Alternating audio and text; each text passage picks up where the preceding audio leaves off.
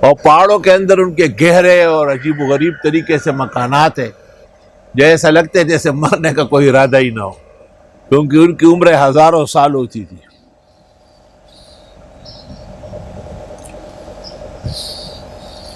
تو حضرت کے صداقت کے طور پر جب ایک پہاڑ سے اونٹنی پیدا ہوئی اور پھر اس نے بچی بھی دی، اور وہ دودھ بھی اتنا دیتی تھی کہ پورے شہر کے لیے کافی ہوتا تھا، تو حضرت نے کہا کہ اب تم اس کو دیکھ کر ایمان لانا چاہیے تھا، تم تو ایمان نہیں لائے، اچھا اب اس کو رہنے دو کہ چرتی پھرتی رہے اور اس کو تکلیف نہ پہنچاؤ۔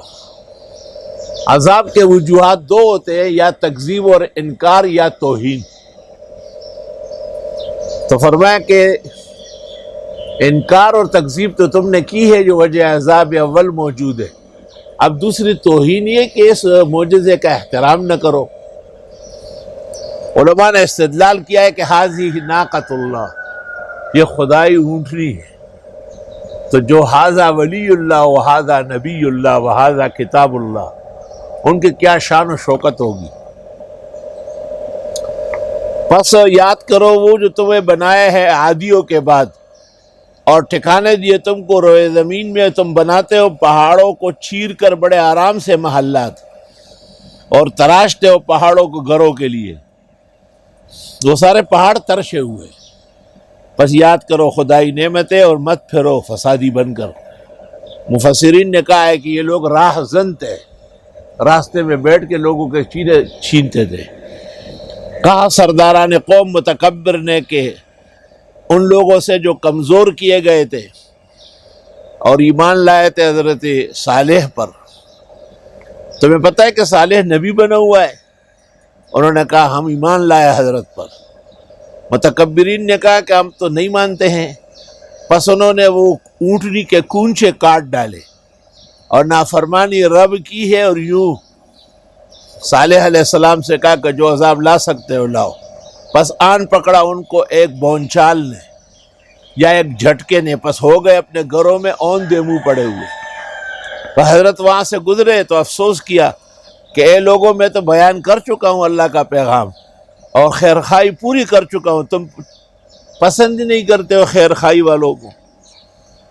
یہ واقعہ بھی سورۃ ہود میں تفصیل سے آ رہا ہے۔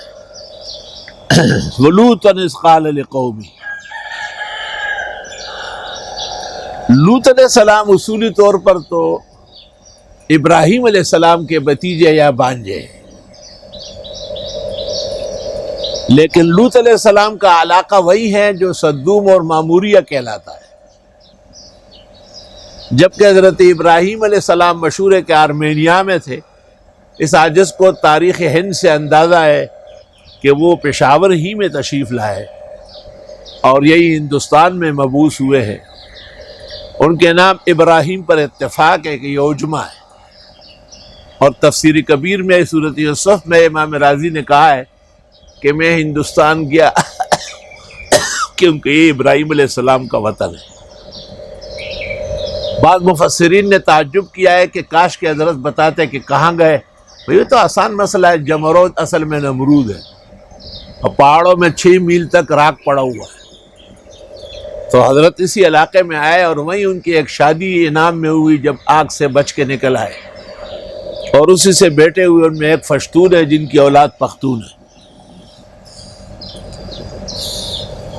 بدقسمتی یہ تھی کہ لوط علیہ السلام کے لوگ جو تھے اور جن قوموں کے عام و مبعوث تھے، ان کو عورتوں کے بجائے مردوں کا رجحان زیادہ تھا۔ حضرت نے کہا بھی کہ یہ کام تو کائنات میں کبھی کسی نے نہیں کیا ہے، مرد کے ساتھ شہوت پورا کرتے ہو عورتوں کو چھوڑ کر، تم تو بہت زیادتی کرتے ہو۔ اس کا کوئی جواب تو تھا ہی نہیں سوائے اس کے کہ انہوں نے کہا حضرت کو اس بستی سے نکالو، یہ پاک بننے چاہتے ہیں۔ پس ہم نے نجات دی حضرت لوط کو اور ان کے ماننے والوں کو، ہاں ان کی بیوی کو نہیں۔ کانت من الغابرین، وہ پیچھے رہنے والوں میں سے تھی، یعنی قوم کی CID کرتی تھی، اور ہم نے برسایا ان پر پتھروں کی بارش، دیکھ ذرا کیسے رہا انجام جرائم پیشہ ہوگا۔ لوط علیہ السلام کا قصہ بھی بالتفصیل سورۃ ہود میں آ رہا ہے۔ اور مدینیوں کے ہم نے ان کے بھائی حضرت شعیب کو بھیجا،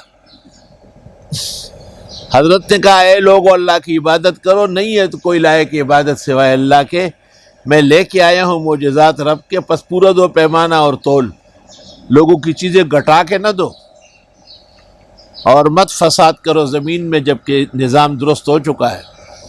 سب سے بڑا فساد یہ ہے کہ تول اور ناپ میں خرابی ہو، اور